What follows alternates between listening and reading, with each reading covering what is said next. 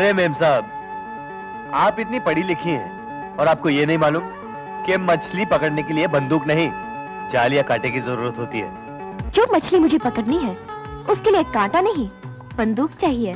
मैं कुछ समझा नहीं मेम साहब। तुम्हें समझाने के लिए यहाँ लाई हूँ। अब मेरी आंखों में देखो। क्या है आपकी आंखों में? ध्यान से देखो।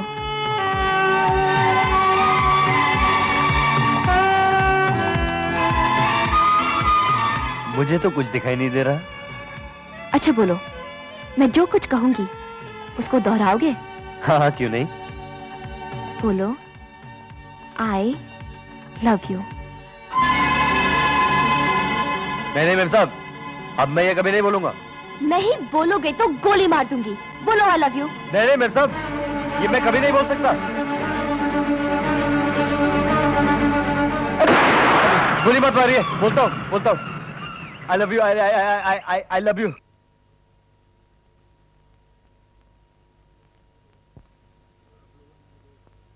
आप लोगों ने मुझे इस पौधे के लिए चुना है, इसका बहुत बहुत शुक्रिया। लेकिन अफसोस की बात यह है कि जो कैंडिडेट मेरे मुकाबले में खड़ा था उस बेचारे की तो जमानत ही जब्त हो गई। कहाँ हो साहब? बुलाया नहीं उनको? नहीं बुलाया तो था, लगता है रात को ट्रेन से पैदल चले गए। क्या बकवास कर रहा है? मतलब चले गए। लेकिन ताज्जुब की बात यह है कि आप लोगों ने मुझ में क्या खूबी देखी जो इस पदवी के लिए चुन लिया है?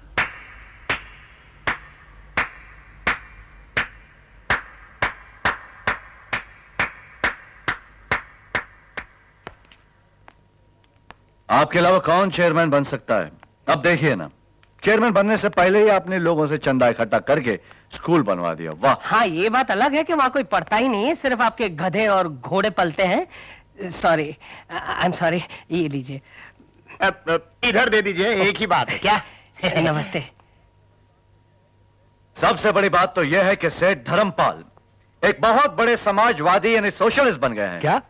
जी हाँ, बिल्कुल सही है। ये इनके यहाँ एक नौकर है जो अस्तबल में घोड़ा संभालता है, जिसे अपने माँ बाप के बारे में कुछ नहीं पता, यहां तक कि अपने नाम के बारे में कुछ नहीं पता। इन्होंने ऐसे इंसान के साथ अपनी बेटी, मॉडर्न बेटी को रोमांस करने की पूरी इजाजत दी है। हाँ, नाराज क्यों हो रहे सेठ जी? मैं तो आपकी तारीफ ही तो कर रहा हूं। आजकल के जमाने में सब बाप कहां जो अपनी बेटी को अपने ही नौकर के साथ मोहब्बत करने की पूरी इजाजत दें। तुम होते कौन हो मेरी बेटी का जिक्र करने वाले? अरे भाई, मैं नहीं कहूंगा तो और कौन कहेगा? आकाशवाणी, दूरदर्शन। देखिए सेठ जी, मैं तो कहूं कि आप जल्द से जल्द अपनी बेटी की शादी उस गरीब लड़के से करा दीजिए, वरना जमाना इतना फास्ट है, इतनी तेजी से चल रहा है कि आंखें बंद और पोता तैयार। किशनलाल, जबान को लगाम दो, मैं जान से मार डालूंगा। सेठ जी, अगर यकीन नहीं आता तो अपनी आंखों से जाकर क्यों नहीं देख लेते?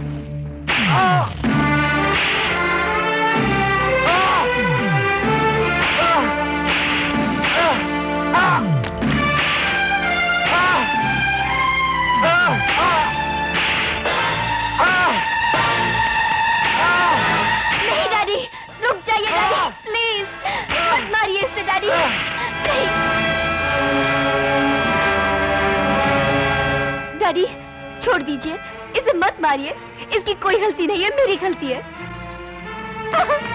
डैडी।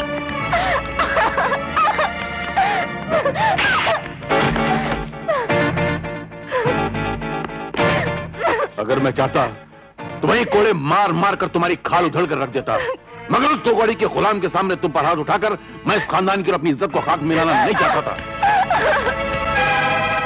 और तुम एक पत्नी तो हो मगर अच्छी मां नहीं हो। बच्चों को पैदा तो जानवर भी कर लेते हैं, मगर उन जानवर जैसे बच्चों को इंसान बनाना काम मां का होता और वो काम तुम नहीं कर सकी। उसे ऐसा जानवर बना दिया कि उसे ये तमीज तक नहीं रही कि नौकर गुलामी के लिए होते हैं, प्यार के लिए नहीं।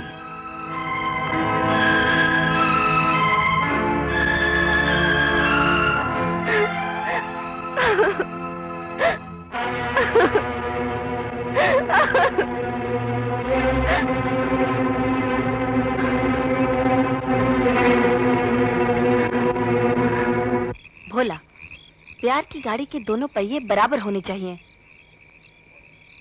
जब छोटा बड़ा होता है ना, तो प्यार की गाड़ी खतरे में आ जाती है। कुछ समझे? मैं तो नौकर था उसके घर में। अपने प्यार के ऊंचे सिंहासन पर रेखा ने मुझे बिठाया।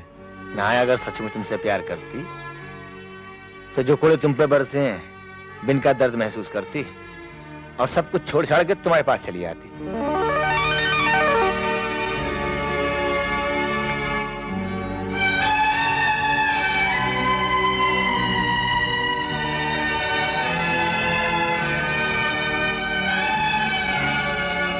सेठ जी के हाथों मार खाए के बाद ये जिंदा है कि नहीं, ये देखने की खातिर आई। तुम्हारे ही साथ सारी जिंदगी बिताने के लिए आई हूँ। चलो मेरे साथ, कहीं दूर, बहुत दूर भाग चले। सेठ जी का दिया है ऐशो आराम छोड़कर क्या गरीब के साथ जिंदगी बिता सकोगी? अपने प्यार की खातिर दुनिया भी छोड़ सकती हूँ। कहना तो बहुत आसान है, लेकिन क्या तुम सचमुच अपनी ऐशो आराम की जिंदगी छोड़कर इस गरीब के साथ जिंदगी बिता सकोगी? सोच के बताओ। आप दोनों ने लव मैरिज किया है। अगर आप मेरी बात नहीं समझेंगे तो और कौन समझेगा? खुश रहो मेम साहब, तुमने प्यार की इज्जत रख ली। चलो जाके पहले कि सेठ जी के शिकारी कुत्ते सूंघते सूंघते यहां तक पहुंच जाए, मैं तुम दोनों को नदी के पार ले जाता हूं। सेठ जी, सेठ जी, रेखा घर में कहीं दिखाई नहीं दे रही, मुझे लगता भाग गई।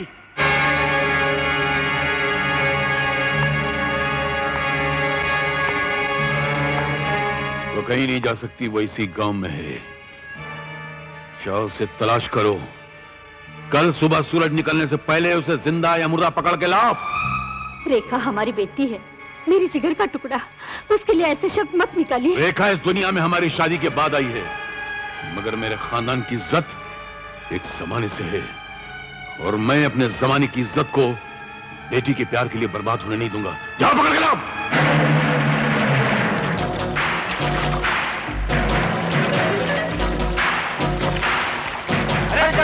जल्दी चलो, जल्दी। मुनीम जी, कौन है?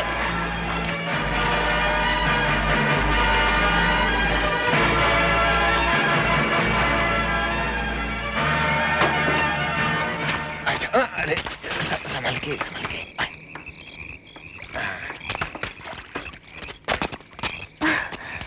शंकर भैया, हाँ?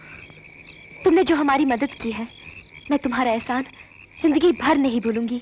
अरे अरे तू कैसी बातें कर रहा है?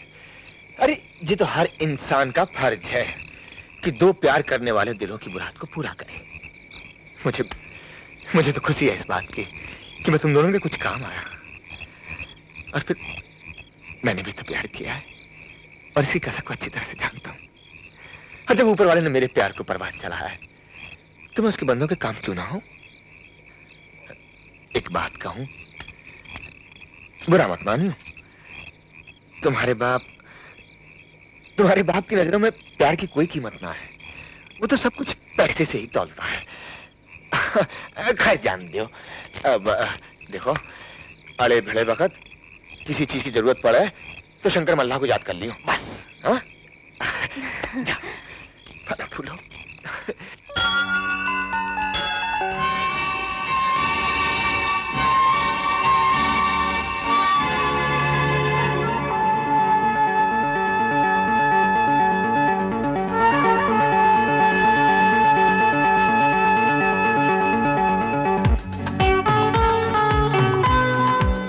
नमस्ते पुजारी जी। जीते रहो, भगवान तुम दोनों की जोड़ी बनाए रखे। पुजारी जी, हम शादी करने आए हैं। शादी? लेकिन तुम्हारे साथ ना कोई बारात, ना कोई घर वाले। इसीलिए तो हम भगवान के घर आए हैं पुजारी जी। समझ गया, तुम दोनों अपने घर से भागकर भगवान के घर आए हो शादी करने के लिए, क्यों? हाँ। लेकिन शादी के लिए कम से कम फूल चाहिए, मालाएं चाहिए, नारियल चाहिए, मंगलसूत्र चाहिए। खाली हाथ चले? जाओ ये सब खरीद कर लाओ। जी अभी लाए। मेरे पास तो पैसा नहीं है। हाँ, ये लो।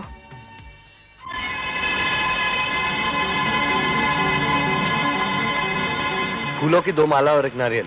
15 रुपए। 15 रुपए? सोने की अंगूठी? अरे अरे अरे ये क्या? बोलो!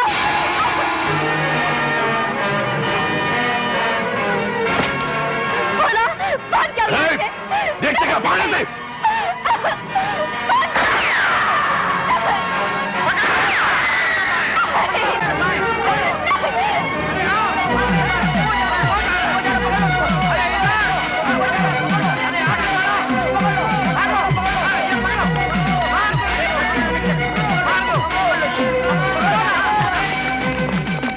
अरे साला बेवड़े!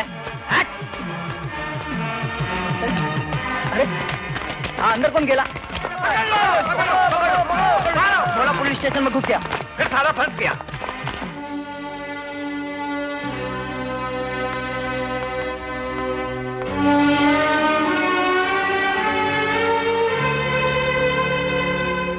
योर ऑनर, मुलजिम भोला सेठ धर्मपाल के यहां नौकरी करता था।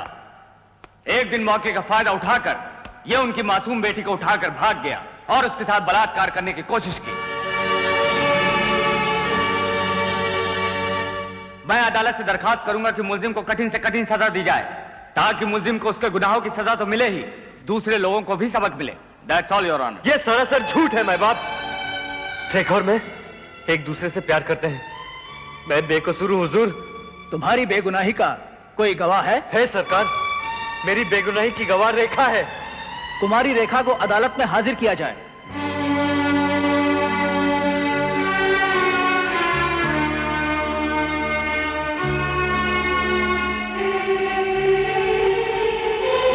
बोलो रेखा, क्या मैंने तुम्हारी इज्जत लूटने की कोशिश की? बोलो रेखा।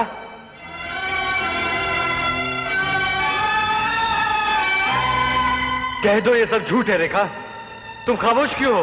बोलो, बोलो रेखा, बोलो रेखा, बोलो रेखा, बोलो रेखा, बोलो रेखा।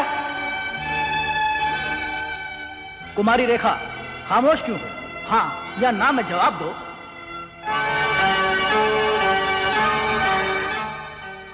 हाँ हुजूर।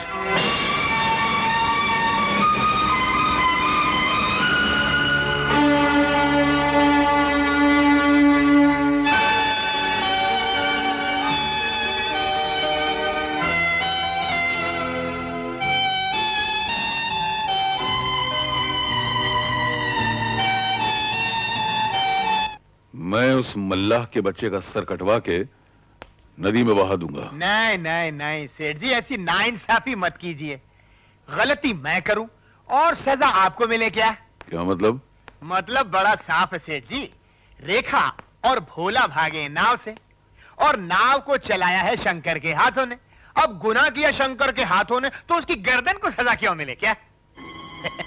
कभी कभी तेरी इस भूसे वाली खोपड़ी में अकल की बात भी आ जाती है। सेठ जी, वो तो आपको मालूम है, वर्ल्ड वॉर सेकंड में हिटलर वगैरह को आइडिया। तो आज भी उसी आइडिया पे काम करो। आज के बाद वो कभी नाव न चला सके तो उसके हाथ कटवा दो। चलो खाना खा लो। अरे तुम्हें तो बस खाने की पड़ी रहे। क्यों? भूख नहीं लगी है क्या? अरे भूख तो लगे मगर खाने की नहीं। फिर? अब ये भी समझाना पड़ेगा। हाँ? हमारे हाथ है कि ओए भैया, छोड़ो ना। ऐसा न करो, छोड़ो। मत करो। वाह! राम राम। मुनीम जी, आप यहाँ कैसे? बताता हूँ भाई। तुम हमारे सेठ जी को तो जानते ही हो। मुनीम जी, इस गांव में ऐसा कौन होगा जो सेठ जी को न जानता हो? बड़े दयावान हैं वो। क्या? जामे तो का शक है। हर मेहनत की पूरी मजदूरी भी देते हैं। क्या? जी, मजदूरी तो क्या, मजदूरी के संग संग इनाम भी देवे। समझा तो ठीक समझा। क्या? तो सेठ जी ने तेरे लिए भी इनाम भेजा है। इनाम?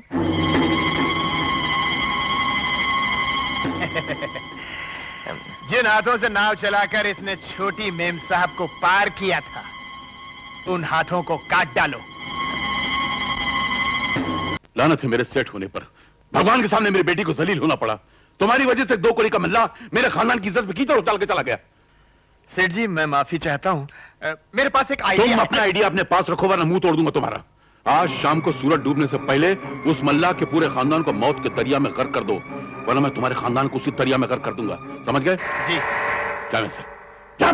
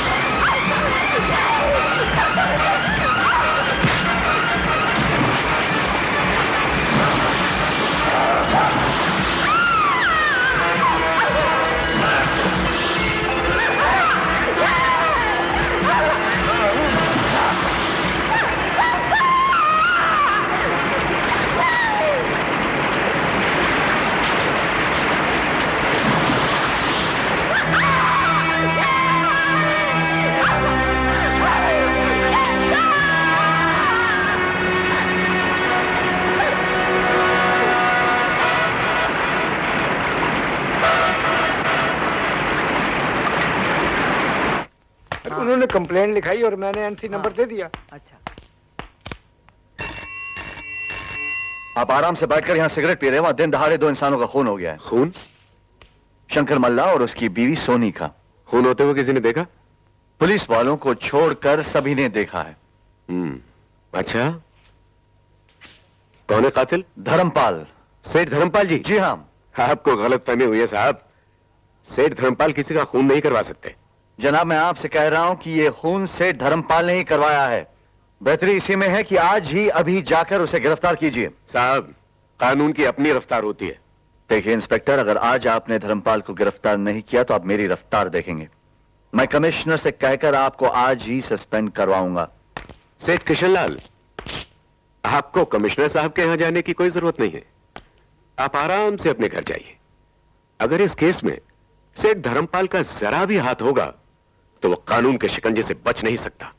अगर वो बच गया तो आप नहीं बचेंगे।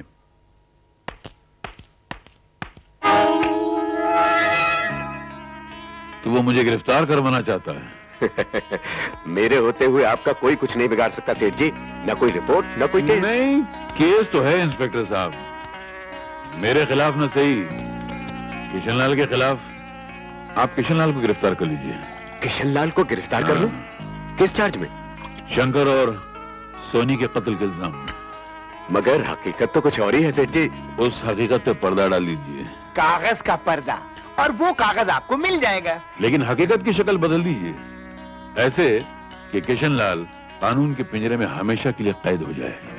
चीयर्स। चीयर्स। हाँ वो तो सही है, लेकिन वो क्या है कि वो 1 मिनट में बाद में बात करूंगा।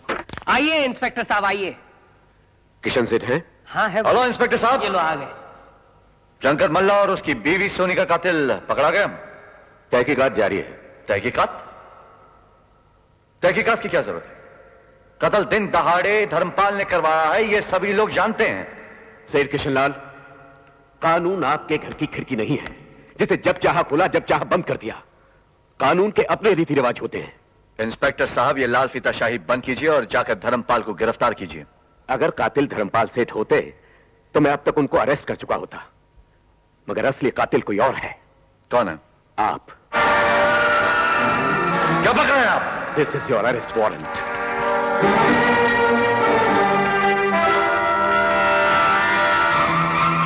लगता है धर्मपाल ने कानून को वर्दी के साथ खरीद लिया है। लेकिन वो अदालत को नहीं खरीद सकता। आप चलिए, मैं आता हूं।